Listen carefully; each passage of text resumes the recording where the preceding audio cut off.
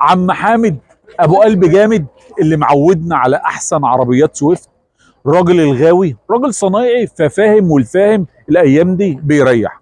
الكعبل في عربيه تويوتا في سكته، عربيه من الحلوين، عربيه 2004، عربيه ملك اول من الزيرو، توكيل واحد بتاعه من وش الرخصه.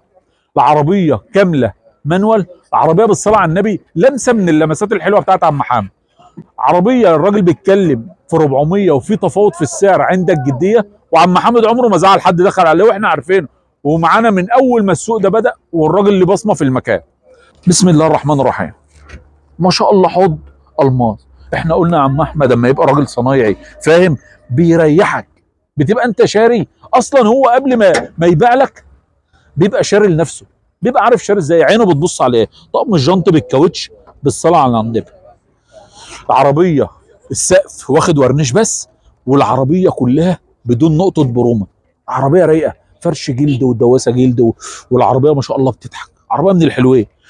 الراجل دوت تشتري منه وانت مغمض. عربيات حاله. النهارده يا عم الفيرنا بتتكلم في كام؟ النهارده العربيه الضايو بتتكلم في كام؟ اما عم عمد يجيب لك عربيه دي ب 390 ولا ب 485، والراجل بيتكلم وبيفهم وبتتعامل معاه، بتشتري دماغك. ان شاء الله الدواخل عامله ازاي؟ راجل ملك اول من الزيرو. عم حمد اما بيلاقي حاجه زي ديت بيحب العربيات النظيفه، اشتري دماغه. بيحب اللي وراه يقول له ربنا يبارك لك يا عم حامد. ان شاء الله الدواسه.